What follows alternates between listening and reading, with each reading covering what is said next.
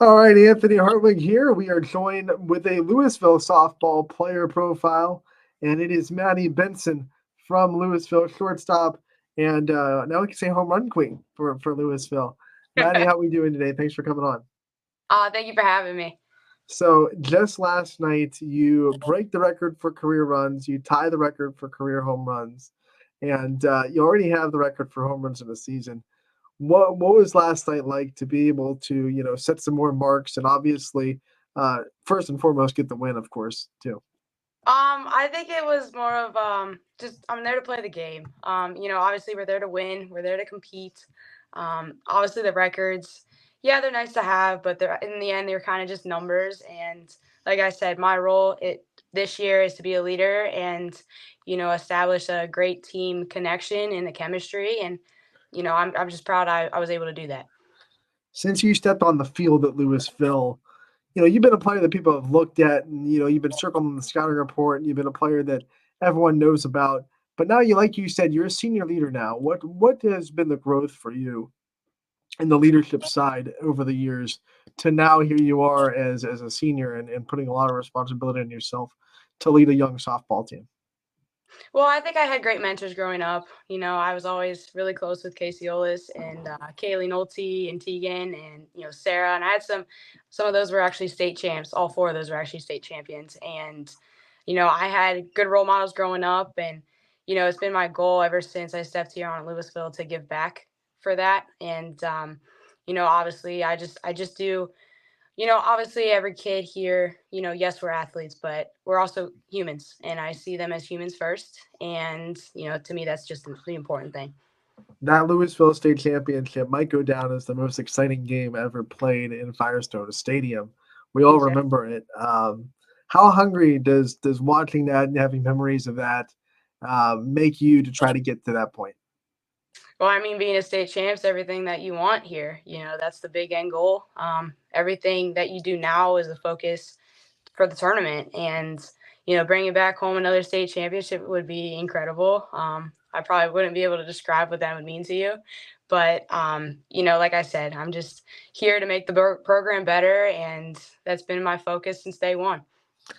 What ways do you think you're leaving a legacy? Like if we asked the leaders next year on the team, what it was like to be Maddie Benson's teammate, what do you think, or at least hope, their answer would be to that? Well, I'd hope they would, say that my character was something strong about me. I'm very, very humble. Obviously, I don't really like talking much about myself or the success that I've had. But, I'm also a really good teammate. I'm always cheering on everyone, making sure everyone is, supported in the way that they need to be. And like I said, I just do what I can. And, I think if you'd ask anybody, they just say, yep, she's a real competitor and she's a real team player. All right, you are obviously committed to play at the next level as well. For those people that are out there, maybe they're new to Louisville, maybe they're tuning in to this interview to hear about you for the first time. I don't want to take away your thunder a little bit. So why don't you tell everyone, where you'll be playing softball after high school? So I actually just signed to play at the University of Maryland. So I'm super, super excited for my next chapter, and I'm ready to get after it. Maddie Benson going to be a terrapin, which for those of you that don't know is a turtle. Great, one of the awesome mascots of the Division One college softball landscape. I'll die on that sword. Um, what made Maryland the place you wanted to go? What was one of the things that when you were visiting and you were going through the recruiting process that kept Maryland in the top of the mind and made it feel like home? Well, I mean, obviously, apart from softball, I also want to go into criminal justice, and being dead center in Washington D.C. is something that would really help my career path and what I want to do. But at the same point, like my recruiting staff that I had were extremely humble, and I don't know, I fell in love with the school, fell in love with the teammates that I'd have, and like I said, it was kind of one of those things where like I stepped on and I knew that this was gonna be my next home. We hear that a lot. We hear, I stepped on and I knew it as soon as I put on my foot on campus. What was it for you? What was the moment or the realization like that this is where I want to be? There's nowhere else I want to go. Well, to be honest, I didn't think that was how that was gonna be with my story. I never thought I was gonna have that first, feeling that I was on campus and I knew that I was gonna go here. But I don't know, I think it was just something with just the people involved. Everyone is about the school. Everyone supports not only the athletes, but everyone at that school. I think they're very community driven, and that was something that really caught my eye. And like I said, I'm just very proud to become a Maryland Terrapin. Going to be playing in the Big Ten. That's a lot of big stages, a lot of big teams that you're going to be playing against. What excites you the most about taking that next step of the ladder for softball and to, get competitive again with yourself and almost start from, start from day one when you're in college and all of a sudden you're a freshman again and to really, test yourself up there in Maryland. I've always had a love for competing. Yes, now we're in the Power Five, Big Ten, and there's gonna be great talent there, great kids, and like I said, just gotta take every opportunity that you can get. Something that I'm really looking forward to is the traveling, especially with all these schools on the West Coast joining the Big Ten. So we get to do a lot more traveling, which is I think is gonna be really nice. But like I said, I'm just a born competitor, and I'm gonna see what I can make out of it. When you committed, that Big Ten shuffle wasn't a thing yet. What was your thoughts when you found out that some of your future, opponents were going to be over there in the now Pac-12, but soon to be Big Ten? I was actually shocked. I really was. Because that's a long distance, from, the West Coast to the Big Ten. But I mean, hey, that can have, positive and negative, effects both ways. So, like I said, I don't make that decision. I have nothing to do with that decision. So, I'm just here to play the sport and, do what I can. Are you telling me they didn't call you up and be like, "Hey, Maddie, we're thinking about adding." No, They didn't call no, you. no, not me. When you talk about finishing strong this season in Louisville and some of the things that are going to be making you proud that you went to this school and representing this program the way you have, what makes you proud that you're a leopard and makes you proud to say that you're always going to be a leopard even after you leave? I'm just proud to be a part of this program. Something that I've taken great pride in is obviously involving our youth programs. Brooke, one of my best friends, and I actually attend quite a few of those games because, they're the future. And, we take great pride in, like I said, supporting this program. And yeah, I'm always going to be a Leopard at heart, and that's great. I'm going to take what I have, obviously, to Maryland, but that's just something that I was brought into this program at such a young age. I was actually the bat girl when I was a kid. So, just growing up through this program has obviously made me a better person. And, not only as an athlete, but just as a human. Obviously, when you go to Maryland, you're going to be playing with, a bunch of different people from a bunch of different walks of life and parts of the country. They're all going to bring something from where they came from to that team. What do you think is going to be something that you bring that's Louisville exclusive that you only get from growing up in Louisville to that Maryland softball locker room? Well, I think we have a great sense of like community and that central build. So obviously that's going to take. Um, but I think like my humbleness. I have a lot of humble friends, a lot of humble humans. Supportive staff in my corner, and I've grown up that way. And that's just been something that I'm going to have from day one. And yes, I'm going to take that to Maryland, and I just hope to make people just better humans, better people. Because in the end goal, like softball's going to end at some point, and Mhm. you're going to have a career of your own, and it's up to you what you make out of it. Humble leaders always preach that thin line of walking between confidence and ego, and how they have to toe it. What have you done in your career to remain confident, believe in yourself, but not take it to the point of not being humble anymore and almost being egomaniacal instead of confident? How have you been able to toe that line? Well, I think my confidence comes obviously from my preparation. The countless hours of not only just on the softball field, but in the cages, in the weight room.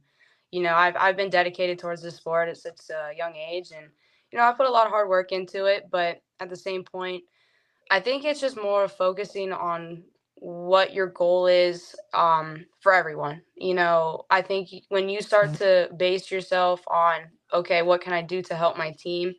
That's where, the line is kind of drawn. Where if you were so focused on yourself, I can probably consider you a selfish player if you didn't do what was best for your teammates. When you think about, the preparation, the hard work, the dedication, a lot of people see your stats and see your success Mhm. and think that happens overnight. Think you just pick up a bat and you're able to hit home runs. Um, what part of your work ethic do you think you're the most proud of? I'm just somebody who works really, really hard.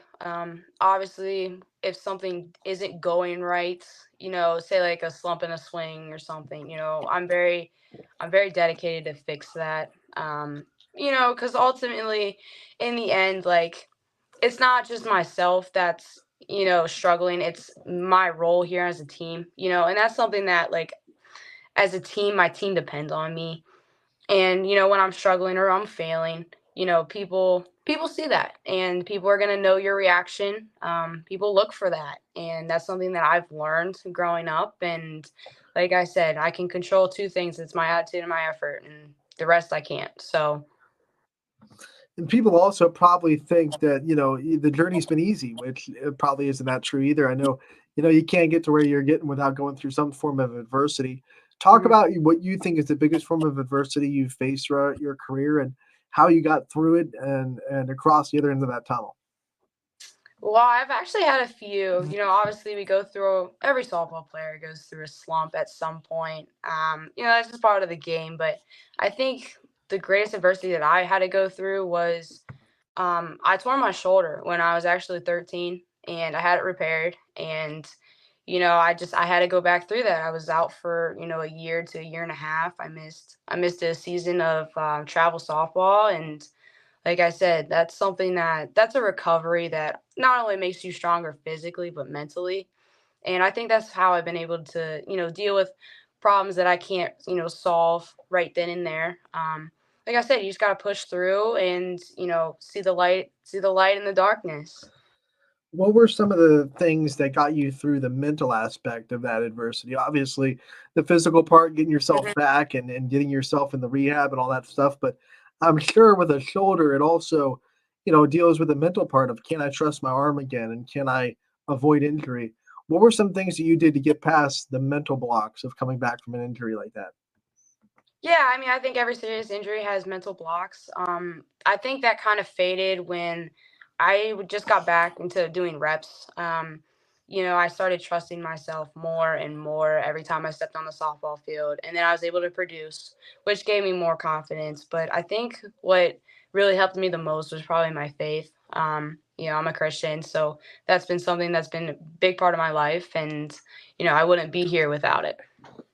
Okay, so we got to have some fun in this interview. You up for some All rapid right, fire questions? I'm ready. All right. So my first question for you is if you could play any position on the field that you don't play, obviously you're a shortstop. Mhm. If you could transition to something else, what would you want to play? Probably center field. Why center field? Want to pick some daisies You out can there? um, no, so actually I like to be very active. I like an active position. Center field, I feel like you can just run and you can just get any ball that you can. There's a lot of diving and crazy catches, and obviously it's a leadership role as well. So I would probably say center field. One of the trends we see in the softball social media world is, the team lining up, they're all pitching, and you have to guess who the pitcher is. If one of your team, if you Louisville did that, which one of your Uh-huh. teammates do you think could sell being a pitcher the most that isn't a pitcher that might make it hard to pick out the pitchers in your team? Definitely Brooke Heron.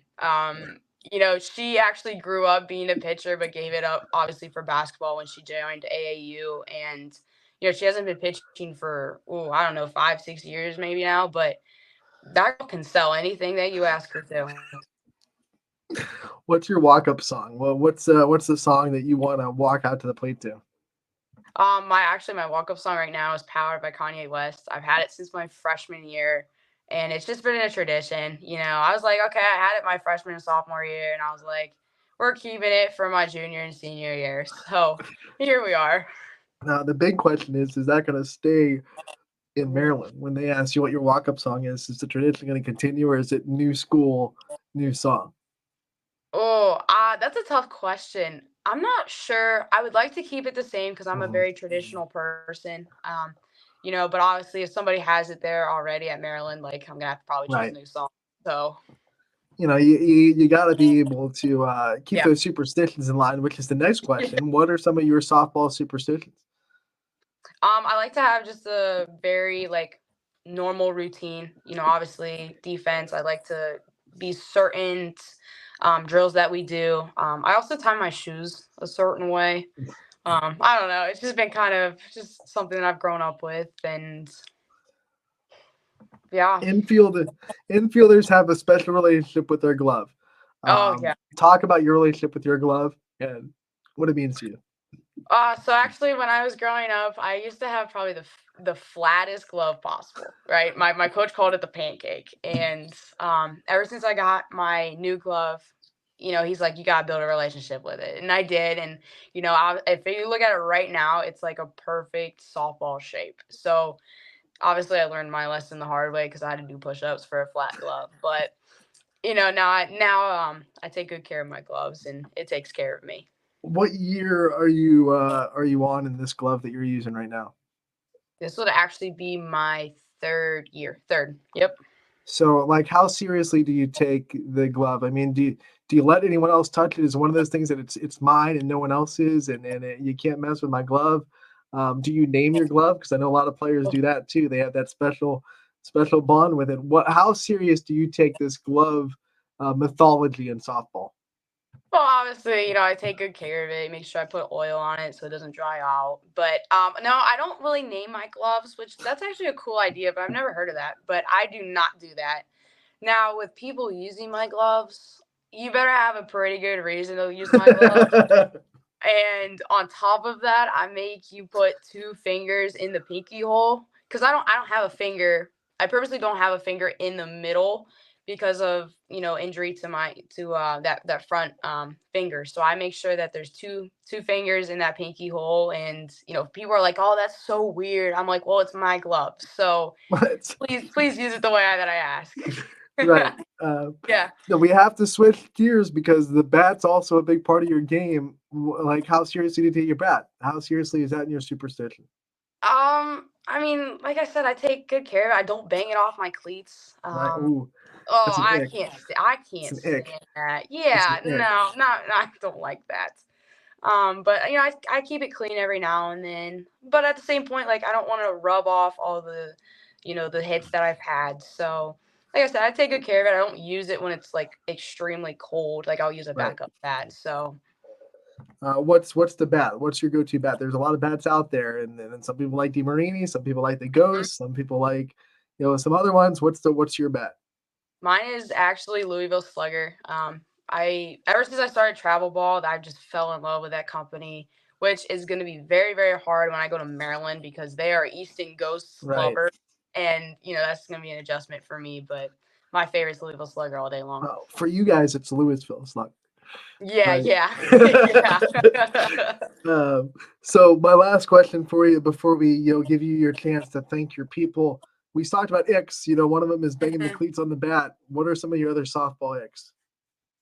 I think probably like touching the plate. Like when you have a bat and you like touch the two corners, I can't stand that. And I can't stand the people who like make like weird noises. Like I've never really understood that. Like they just make weird like how do I want to say that? You Animal mean noises. random or like the throwing noise? Yeah, no, like just random animal noises now. And I'm like, what is this? Like I don't understand. I really don't, but you won't see me doing that. No, no animal noises So from Maddie Benson. no, now like a turtle, the little Good thing ee turtles don't thing make a that lot they of do. noise. Yeah, I'm like, No. that's okay. I can deal with that. But the other ones, I no. Maddie, we want to give you the chance to thank your support system. Obviously, the people that have been behind you and had your back throughout your whole career. I want to give you the time to take the limelight off yourself for a minute and shine it on them. Yeah, I want to thank my parents. I want to thank all my coaches, my trainers, everyone who's been a part of this journey. Not only just here at Louisville, but obviously my journey on to Maryland. I greatly appreciate your support and for always being in my corner. I couldn't ask for a better support system. Maddie, we want to thank you so much for taking the time to join us today. What a great talk, man. What a great interview. Might be the longest one we've ever had. That's You okay. know, That's it's okay. all Yeah, good. You know, everything yeah. everything goes for Maddie Benson. We want to thank you again, and we wish you the best of luck the rest of this year. We hope it goes as long as it possibly can, and we can't wait to talk to you real soon. Thank you. I appreciate it.